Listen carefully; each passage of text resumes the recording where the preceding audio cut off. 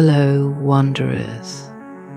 Welcome to the world of Rapture City, where the rain never stops, and the glow of the neon lights is as endless as the stories they illuminate. I'm Mooncat, and tonight we follow Mim, a fledgling data courier navigating the intricate currents of a city alive with chaos and connection.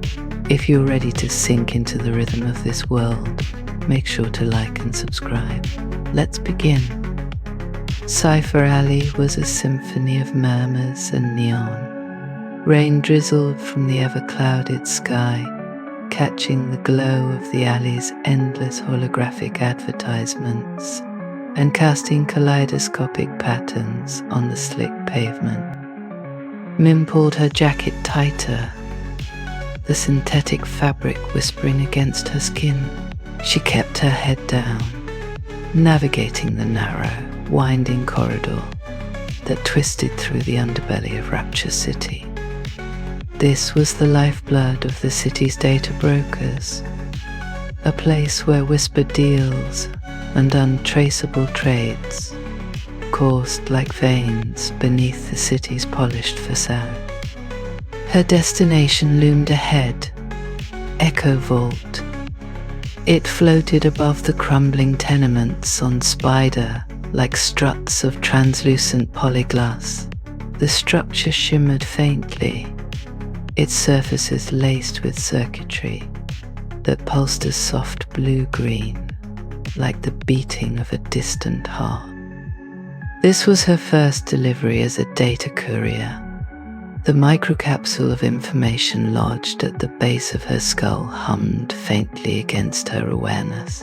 It wasn't dangerous, she'd been told. Routine. Mim wasn't entirely sure she trusted the man who had handed her the job, but she wasn't in a position to be choosy. Inside Echo Vault, the air shifted to a strange, unnatural stillness. The rain seemed to evaporate a doorway, leaving her surrounded by the sterile hum of servers and the faint aroma of ionized air.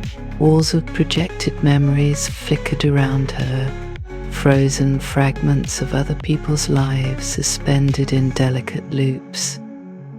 A child's laughter on a sunlit beach. A couple dancing in the amber light of an old nightclub, a hand reaching for something unseen.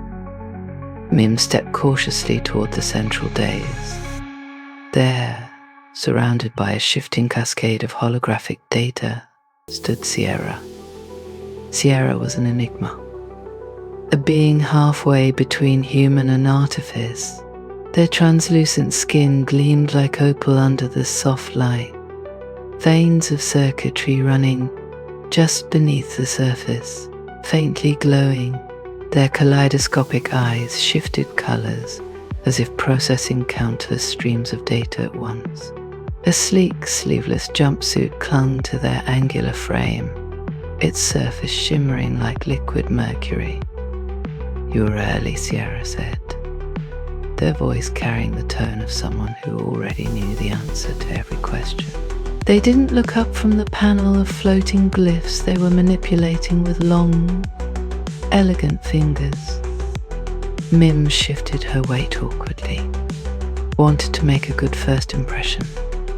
Sierra finally turned their gaze to her, the shifting hues of their eyes momentarily stilling to a steady violet. "And yet you're nervous." It wasn't a question. Mim felt a prickle of unease, but Sierra's calm demeanor was strangely disarming. They gestured for her to step closer, and as she did, she caught the faint, melodic hum of Echo Vault systems, like a lullaby hidden beneath the surface noise. "The data," Sierra prompted, holding out a hand. Mim hesitated before reaching up to the back of her neck. Her fingertips brushed the small node embedded just below her hairline, releasing the capsule. A faint vibration traveled down her spine as it detached, and she placed it in Sierra's outstretched palm. The memory editor turned it over, studying it with a distant, clinical interest. "Do you know what it is you're carrying?" "No." "Oh," Mim admitted, and immediately felt foolish for saying it out loud. "Good," Sierra said, their lips curving into a faint smile. "A courier should know only the route, never the payload. Keeps the process clean." Mim nodded, unsure whether Sierra was praising her or subtly mocking her inexperience. As Sierra began the delicate process of extracting and decoding the data, Mim let her eyes wander the room. Memories flared and dissolved like willow wisps, some so vivid she felt she could reach out and touch them. A man diving into crystal clear waters, his body arcing gracefully before the image reset. A woman's hand pressing a single red rose into a lover's palm. "What happens to them?" Mim asked, her voice cutting through the quiet hum. Sierra glanced at her. "To whom?" "The memories," she said, gesturing to the images. "Do they stay here?" Sierra's kaleidoscopic eyes shifted again, cycling through greens and golds. Some are sold, others are traded. A few find their way back to their original owners, but most, they shrugged. An elegant, almost dismissive motion. Most are forgotten. Forgotten? "Not everyone wants to remember, Mim," Sierra said softly. "Pain, regret, even joy. Sometimes it's easier to let the echoes fade." The words lingered in the air, and Mim felt a strange pang in her chest. She thought of her own memories, the ones she held close, and the ones she wished she could let go of. The quiet evenings in her childhood home, the endless neon reflections of Rapture City that had swallowed her whole, the face of someone she couldn't quite remember anymore. Her thoughts were interrupted by the soft chime of Sierra finishing their task. The editor held up the now empty capsule and handed it back to her. "Your delivery is complete," Sierra said. "You did well for your first run."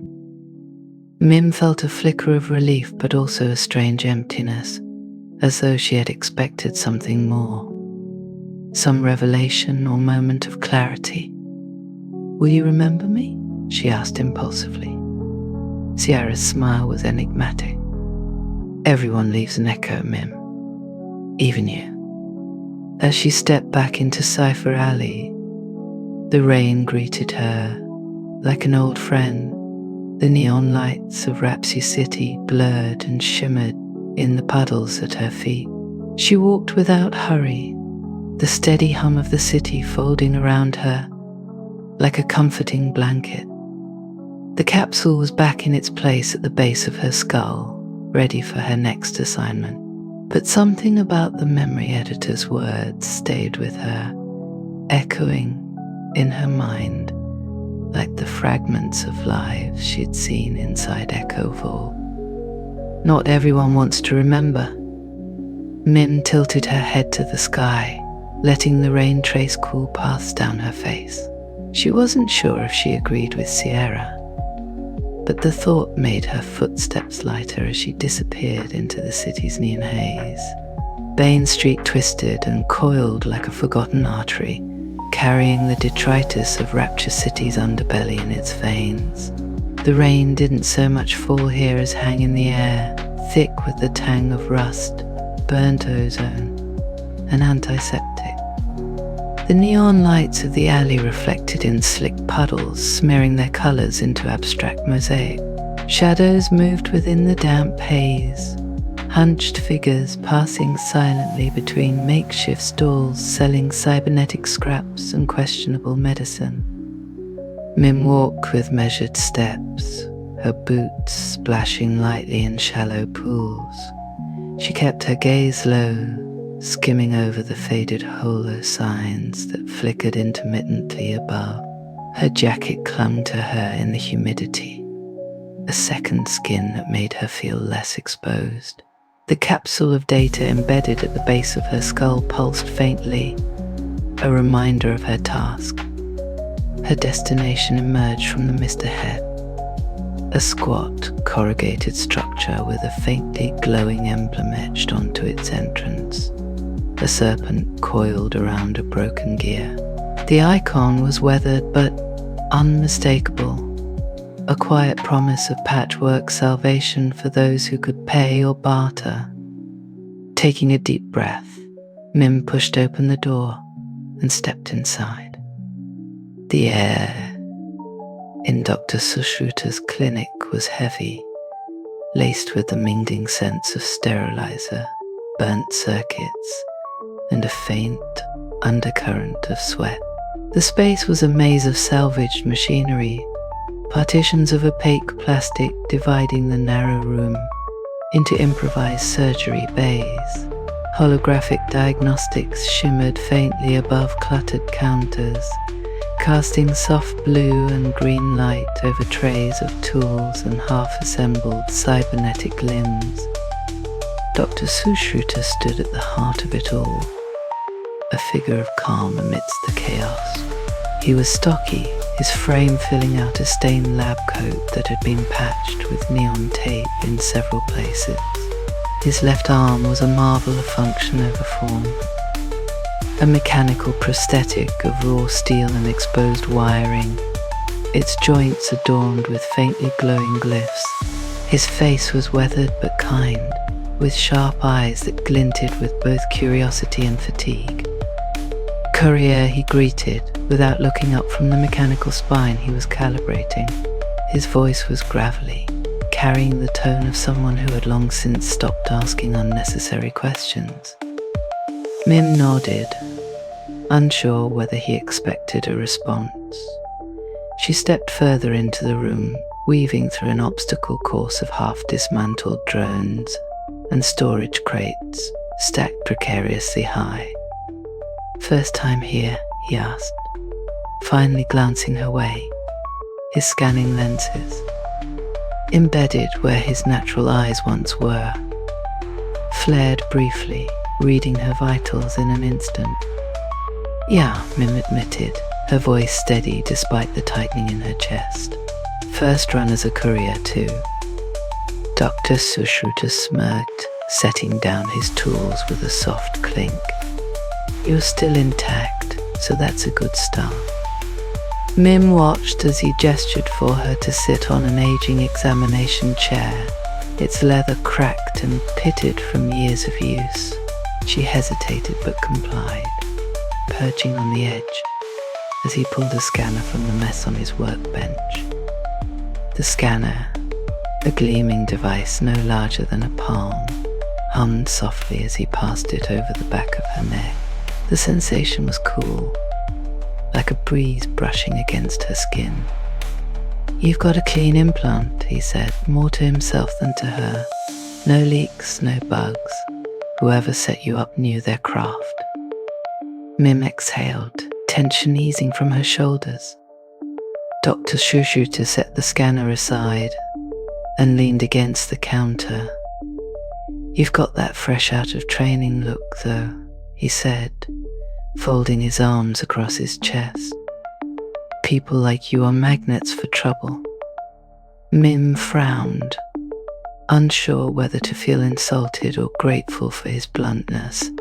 "I'm careful," she said, though the words sounded thin even to her.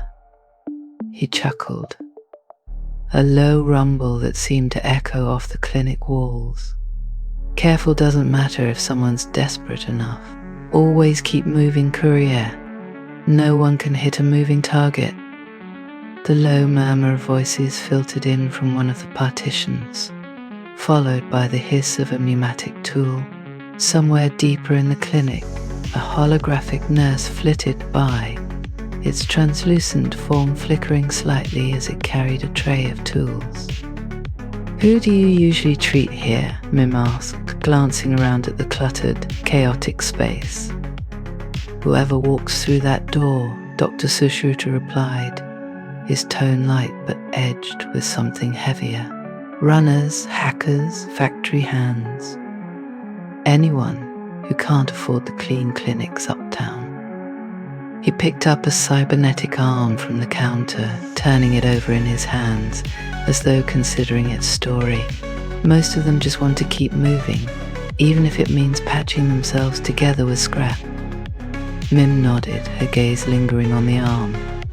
The faint glow of its circuits reminded her of the capsule she carried. The data, she said, shifting in her seat. I should. Right, he interrupted, waving her toward a recessed terminal. Plug it in there. The terminal was ancient, its surface worn smooth by years of use. Mim reached up to the back of her neck, her fingers brushing the node that housed the capsule. The release was seamless, a faint vibration traveling down her spine as the capsule detached and rested in her hand. She slotted it into the terminal, watching as lines of code and encrypted glyphs danced across the display. Dr. Sushruta observed silently, his augmented lenses flickering as he processed the information. After a moment, he nodded, satisfied. Blueprints, he said, leaning back. Black market mods. Nothing flashy, but they'll save a few lives if the client knows what they're doing. Mim couldn't tell if he approved or simply didn't care.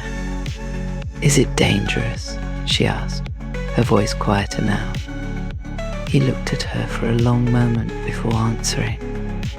Not for you. For whoever gets caught using it, maybe. Mim retrieved the empty capsule, sliding it back into place at her neck. The slight click of it locking in felt final, like closing a door behind her. As she stood to leave, Dr. Sushruta's voice stopped her. You'll be back. It wasn't a question. Mim turned, offering him a faint smile. Maybe, she said, though she knew he was probably right. Outside, the rain greeted her again, a steady rhythm against the cracked pavement. Bane Street stretched ahead, its flickering lights and blurred shadows folding her back into the city's embrace. Mim adjusted her collar and started walking. The pulse of the city thrummed in her ears, and somewhere within her, the faint hum of the capsule began to fade, replaced by the quiet promise of the next delivery. The Alvarium sat at the edge of Rapture City's west quadrant, its presence both unassuming and magnetic. The building's exterior was a relic of an earlier time. Cracked plaster, faded paint, and ivy like strands of bioluminescent fungus climbing its walls. But beneath that facade pulsed something alive. Its windows glowed faintly, cycling through colors like a heartbeat. Above the entrance, a single glyph hung suspended in midair, a hexagonal lattice that flickered faintly like an electronic signal struggling to hold form. Mim approached cautiously, her senses alive with the hum of unseen energy. She could feel it in the soles of her boots, a subtle vibration coursing through the ground. The capsule at the base of her skull seemed to resonate faintly in response, its presence familiar now, almost comforting. She stepped through the threshold and into a world that felt both alien and strangely serene. The interior of the Alvarium was a labyrinth of light and life. Walls shimmered with soft organic patterns, veins of bioluminescent moss, intertwined with clusters of pulsating biotech pod. The air carried a faint sweetness, tinged with something metallic and alive, like ozone after a storm. Mim's footsteps were nearly silent against the soft floor, a spongy surface that gave under her weight. As she moved deeper, the sounds of the space enveloped her. The the gentle hum of bioengineered machinery, the faint clicks of insects, or were they drones, skittering somewhere out of sight. At the center of the room stood Stassy, the biohacker. Stassy had the presence of an artist who had merged entirely with their craft. Her skin was inked with tattoos that glowed faintly in the dim light, shifting patterns that seemed alive, reflecting her emotions in real time. One moment, a cascade of blooming flowers traced her arms. The next, swirling constellations danced across her shoulders. Her hair was cropped short, dyed a deep, electric blue that seemed to shimmer like oil. She was crouched over a table, her hands deftly manipulating a piece of living tech. A bioluminescent insect no larger than a butterfly. Its wings glowed with faint circuitry, and as Stassy worked, it emitted a soft chime, like a wind-up toy come to life. "You're quieter than I expected," Stassy said without looking up, her voice lilting and warm. Mim blinked, unsure if she'd been caught staring, didn't want to interrupt. Stassy glanced up, her amber eyes sharp and curious. Good instinct. Most people barge in here and think they own the place. Not you, though. You're lighter, like you're part of the current. Mim wasn't sure how to respond to that. Instead, she reached up, releasing the capsule from the back of her neck. The faint vibration traveled down her spine as it detached, resting coolly in her palm. Stassy's lips curved into a smile. "Ah, the courier. I was wondering when you'd show up." Stassy motioned for Mim to place the capsule on the table, alongside an array of half-assembled devices and glowing vials. Mim obeyed, watching as Stassy picked it up with the delicate precision of a surgeon. "What's in it?" Mim asked, her curiosity getting the better of her. Stassy raised an eyebrow, turning the capsule over in her hands. Genetic blueprints. Someone's idea of a better tomorrow. Or a worse one, depending on how it's used. She set the capsule down and leaned back, studying Mim. "Does it bother you, not knowing what you're carrying?" Mim hesitated. "Sometimes. But I think that's part of the job." Stassy chuckled softly, her tattoos shifting into a pattern of rippling waves. "Fair. Ignorance has its perks. But out here in my world," she gestured broadly to the living, breathing space around them, "we like to know what we're building, or unbuilding." Mim glanced around, taking in the organic, surreal beauty of the Alvarium. On a nearby shelf, glowing pods pulsed softly, their contents obscured but unmistakably alive. A small swarm of glowing insects, each no larger than a thumbnail, hovered near a bioluminescent vine that coiled around a pillar. "What are they?" she asked, nodding toward the vine. Stassy followed her gaze. Pollinators. They spread connectivity, like wireless routers, but organic. Faster, too, and harder to trace. Her voice carried a note of pride, but also a quiet defiance, as if daring someone to question the ethics of her creations. "What about you?" Stassy asked, turning the conversation back to Mim. "No mods, no enhancements. You're like a blank canvas in a world full of paint." Mim shifted uncomfortably under the scrutiny. "I guess I never thought about it. I get by."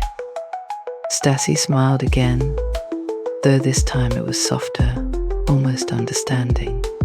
Getting by is fine, but don't forget, you live in a city that breathes change. Everything here evolves, adapts, even you, whether you like it or not. The conversation lingered in the air as Stassy turned her attention back to the capsule. She slotted it into a sleek terminal embedded in the table, watching as streams of encrypted data unfurled across a holographic screen. "Whoever sent this knows their stuff," she murmured, her fingers dancing over the interface. "It's clean. No trackers, no interference." Mim exhaled softly, relief washing over her. Stassy glanced at her. "You were worried." "A little," Mim admitted. "Good. Worry keeps you alive." As the data transfer completed, Stassy removed the capsule and handed it back to Mim. "Empty and ready for your next run." Mim slid it back into place, the faint click of it locking in almost imperceptible. She stood, glancing around the Alvarium one last time. The space felt like a world apart from the chaotic sprawl of Rapture City, a place where nature and technology blurred into something entirely new. "Thanks," Mim said, her voice quiet but sincere. Stassy's tattoos shifted into a cascade of stars as she smiled. "Safe travels, courier. And remember, change is part of the current." Outside, the rain had lessened to a mist, soft and cool against Mim's skin. The Alvarium glowed faintly behind her, its light bleeding into the gloom of the street. Mim pulled her jacket tighter, her footsteps blending with the rhythm of the city as she moved on. Stassy's words echoed in her mind, mingling with the quiet hum of the capsule at her neck. "Everything evolves. Even you." Celestial Row floated above Rapture City like an ornate crown, suspended on networks of magnetized infrastructure and ancient corporate ambition. The district hovered serene and untouchable, its edges dripping with an aura of diffused neon. From below, it was a constellation of light and motion, a glittering promise to those who could only glimpse it from the streets far beneath. Mim ascended slowly in the lift pod, the walls of its glass tube shedding the rain of the lower city. The higher she climbed, the more distant Rapture's chaos fell, replaced by a pristine quiet broken only by the occasional hum of drones. She could feel the shift in her body, the air cleaner, sharper, like breathing in a new world. Her destination was Aetherium, one of the many lounges lining the rim of Celestial Row. It was whispered about in low circles. The kind of place where deals were signed with handshakes instead of contracts, where power was displayed not in words but in effortless opulence. Mim stepped out of the lift and onto smooth, polished ground that gleamed faintly in the glow of carefully curated neon. The Aetherium was a sculpture masquerading as a lounge, its surfaces seamless and fluid. The walls were vast holographic panels, shifting between scenes of dreamlike landscapes. Rolling meadows under violet skies, endless oceans lit by twin moons. The floor was glass-like, but warm, its surface rippling faintly under Mim's step. Rose Flux stood at the bar, her silhouette commanding but relaxed, a study in effortless control. She was dressed in a gown that seemed to defy gravity, its fabric a cascade of shifting holographic petals that glimmered with a soft rose gold light. Her hair was an asymmetrical sweep of jet black, punctuated by thin, glowing wires that wove through the strands like veins of liquid light. Her features were engineered perfection. Sculpted cheekbones, feline eyes augmented to shimmer with a faint inner glow, and skin that caught the ambient light like polished quartz. Rose turned as Mim approached, her smile a delicate performance, equal parts warmth and calculation. "The courier arrives," she said, her voice lilting and precise, each syllable falling into place as if rehearsed. Mim nodded, stepping closer.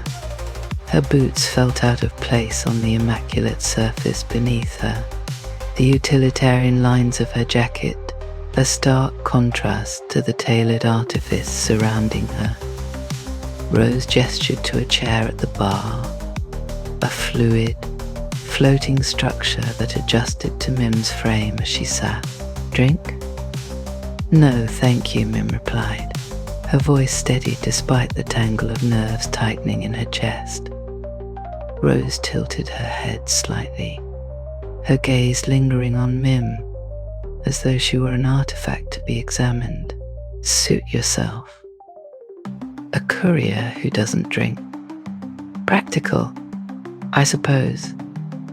Mim reached up to the back of her neck, releasing the capsule with practiced ease. She placed it on the smooth surface of the bar, the faint vibration of its contents still humming in her awareness. "Efficient," Rose murmured, her fingers brushing the capsule with a delicacy that seemed almost reverent. As Rose inserted the capsule into a slim, seamless terminal embedded in the bar, streams of encrypted data unfolded in holographic ribbon. Mim tried not to stare, but the display was mesmerizing. A lattice work of symbols and patterns that pulsed like living organisms. Rose's eyes scanned the data, her expression unreadable. For a moment, the only sound was the faint chime of the terminal processing the information. "This," Rose said finally, her tone soft but edged with curiosity, "is an invitation. A very exclusive one." Mim blinked, unsure if she was meant to ask for more. Rose seemed to sense her hesitation and smiled. "You'll hear about it soon enough, I'm sure. Even couriers can't stay outside the ripple forever." The bartender, a sleek, semi-humanoid automaton, floated over, setting a glass of something iridescent and faintly steaming in front of Rose. She lifted it gracefully, her eyes drifting back to Mim. "Do you ever wonder," she began, her voice almost contemplative, "about the paths you walk, about how many lives brush against yours just for a moment before slipping away?" Mim hesitated, unsure how to respond.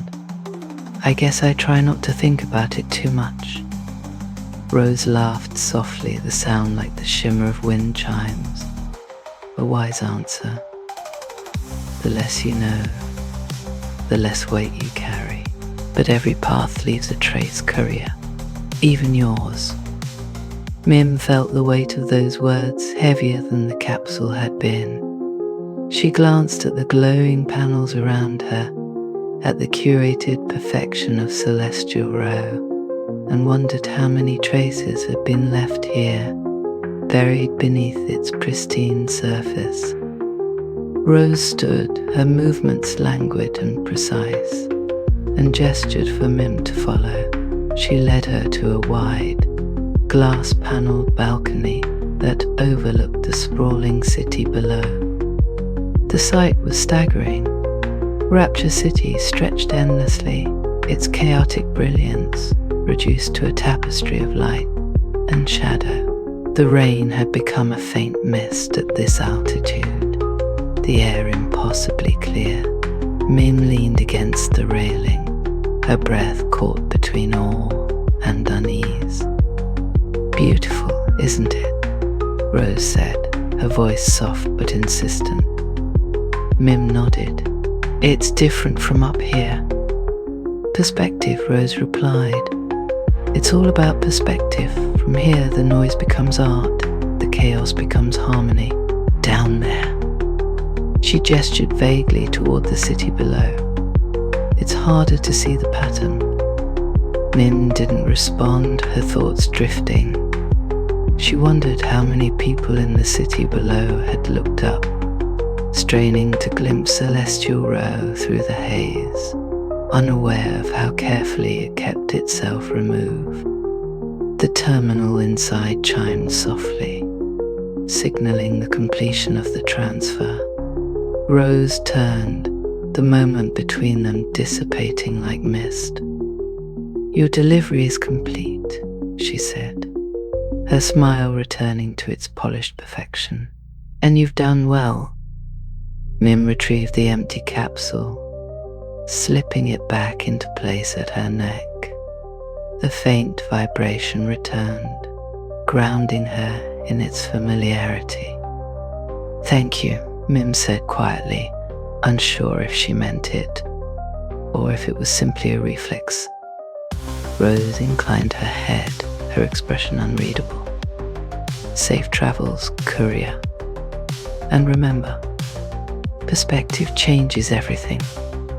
As Mim descended back into the city, the glow of Celestial Row faded behind her, swallowed by the dense, rain-soaked sprawl of Rapture.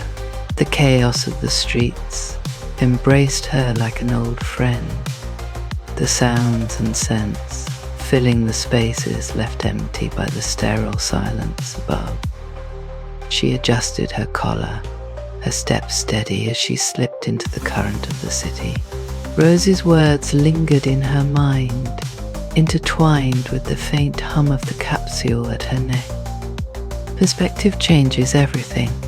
The rusted blade was a flicker of warmth in Rapture City's industrial sprawl, its sign.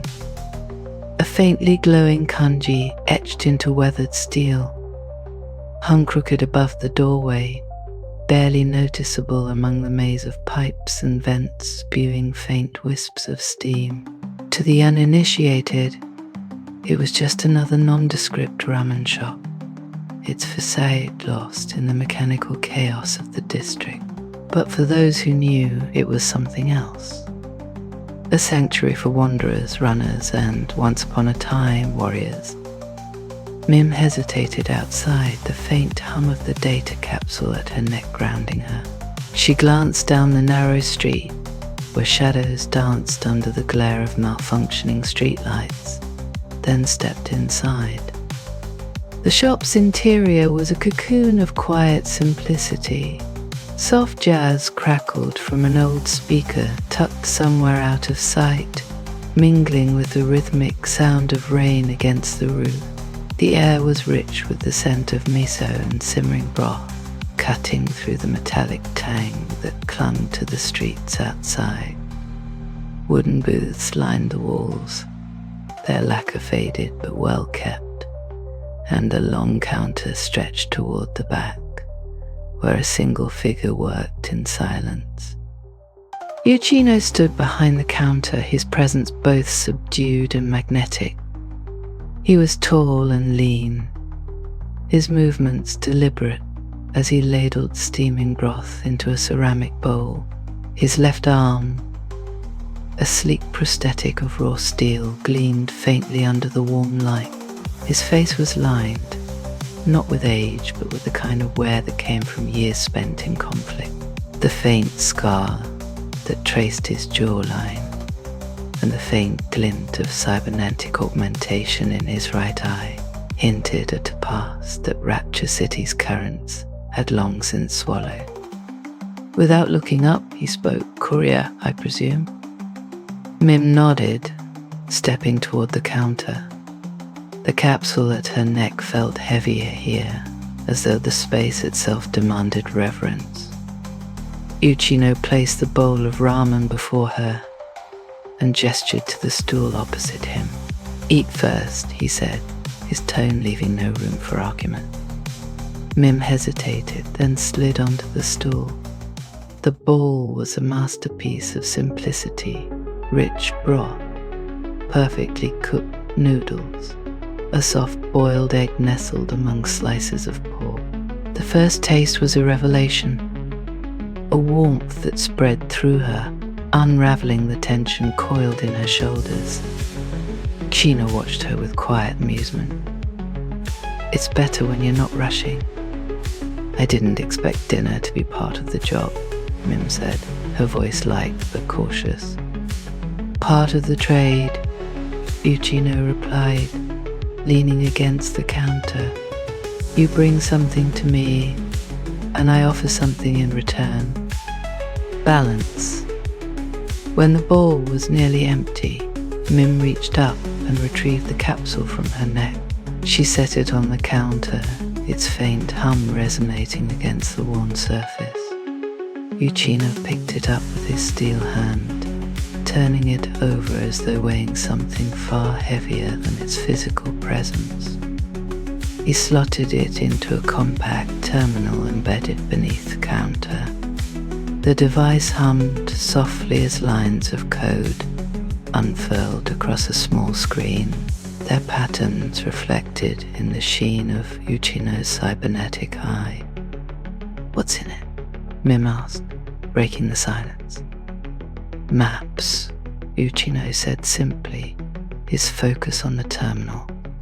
Old ones, tactical overlays from a war most people have forgotten. But some memories die hard. Mim frowned. What's someone like you doing with maps of a war? Uchino's lips curved into a faint smile, though his eyes remained distant. Some of us can't leave the battlefield entirely. We just. Reposition. The shop felt quiet again, save for the soft jazz and the occasional hiss of rain against the windows. Mim studied Uchino as he worked, noting the careful precision of his movements, the way his steel fingers manipulated the controls with a surgeon's grace. Were you? She began, trailing off as she searched for the right words. A samurai. Uchino finished for her, his tone neutral. He didn't look up. Yes, a long time ago. Mim leaned back slightly, unsure how much to press. Why retire? Seems like someone like you could still. I don't know. Keep going. Uchino chuckled softly, the sound carrying a hint of weariness. You think the fight is what matters, but the fight is just noise. It's what comes after. The silence. That you have to learn to live with. Mim nodded, though she wasn't sure she entirely understood. The terminal chimed softly, signaling the completion of the transfer. Uchino removed the capsule and handed it back to her, his steel fingers brushing hers briefly. It's empty now, he said, ready for whatever comes next. Mim slid the capsule back into place at her neck. The faint vibration returned, steady and familiar, but somehow less imposing. You remind me of someone, Uchino said, his voice quieter now. Mim tilted her head. Who? Someone who thought they were just passing through, he replied, his gaze meeting hers for the first time. His cybernetic eye glinted faintly, its depths unreadable, until they realized they were part of something bigger. Mim stood, adjusting her jacket as she prepared to leave. The warmth of the shop clung to her, a stark contrast to the cold, damp world waiting outside. Thank you, she said, the words feeling both too small and entirely appropriate. Uchino inclined his head, his expression unreadable. Safe travels, courier, and remember, not all maps are for finding your way. Some are for remembering where you've been. The rain greeted Mim like an old companion as she stepped back onto the street. Bane Street's industrial sprawl stretched ahead, its pipes and machinery forming a jagged skyline against the dim glow of the city beyond. Mim walked slowly, the capsule at her neck humming softly, its weight less of a burden now and more of a tether. Uchino's words lingered in her mind, intertwining with the rhythm of her steps. Not all maps are for finding your way. The rain hadn't stopped. It rarely did. Mim sat cross-legged on the floor of her small apartment, a faint glow from the neon cityscape outside painting the walls in shifting hues of blue and magenta. A single lamp hummed overhead, its light warm and soft, diffused through a tattered shade. The space was sparse. A bed tucked against the wall, a desk cluttered with scraps of paper and data notes, and the faint aroma of instant coffee lingering in the air. The capsule at the base of her neck was silent now, its presence muted after the day's final delivery.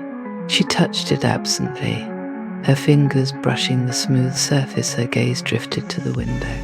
Outside, Rapture City pulsed with its usual rhythm. Hovercraft weaving through the rain, hollow ads flickering against distant skyscrapers, and the ceaseless hum of a city that never truly slept. But tonight, the noise felt softer, like the city itself was exhaling. She picked up a small object from the floor beside her.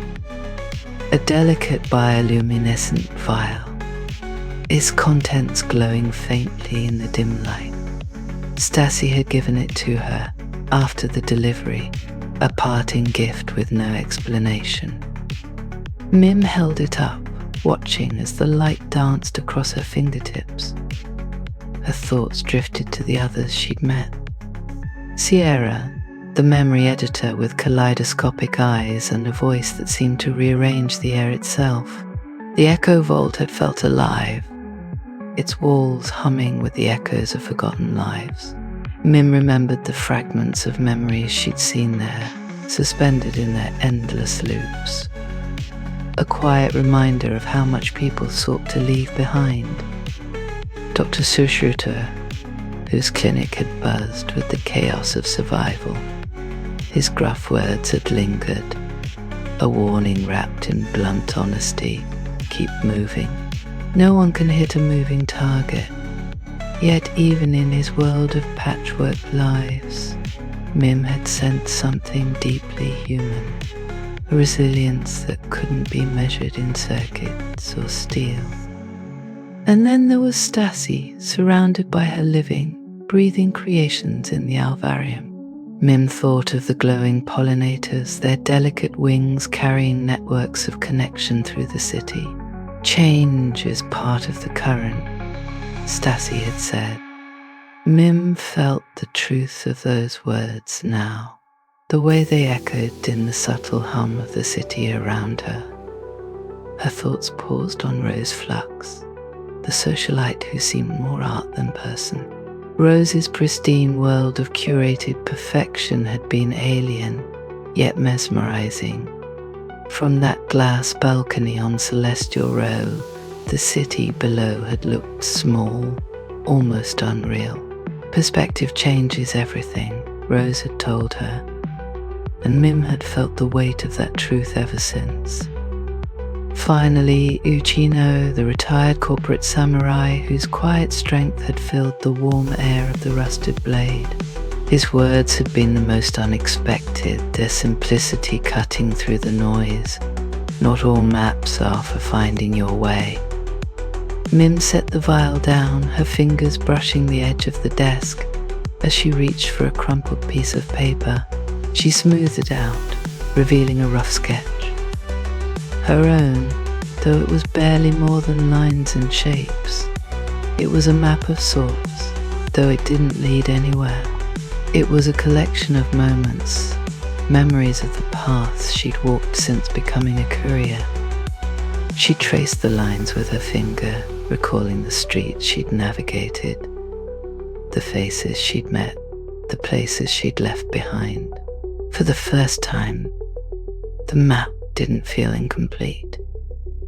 It felt enough. Oh. The hum of the capsule stirred faintly as she leaned back against the wall, her eyes drifting to the ceiling. She thought about the city beyond her window, its endless sprawl of neon and rain, its chaos and beauty. For so long it had felt like a maze she was destined to wander, but now it felt different, like a current she could flow with, rather than fight against. Being a courier wasn't about the data she carried. It wasn't about the capsules or the routes or the payoffs. It was about the spaces in between, the quiet moments that unfolded in the pauses between deliveries. She thought of Sierra's question. Do you know what it is you're carrying? At the time, Mim hadn't understood, but now, as she sat in the quiet glow of her apartment, she thought she might. Her gaze returned to the window, to the city alive with its unrelenting rhythm. Somewhere out there, her next delivery was waiting. A new destination, a new face, a new path to walk. And for the first time, she wasn't afraid of where it might lead. The rain continued its quiet song against the glass, the neon outside pulsing in time with the hum of the capsule. Mim closed her eyes, her breath syncing with the steady rhythm of the city she now felt a part of. Rapture City was chaos, yes, but it was also connection, movement, and change. It was life. And she was ready to keep moving. And that, dear wanderers, was Mim's journey. A quiet reflection in the endless rain of Rapture City. Thank you for wandering these neon-soaked streets with me. If you enjoyed this, hit like, subscribe, and stay tuned for more tales from within the neon haze. This is Mooncat, signing off.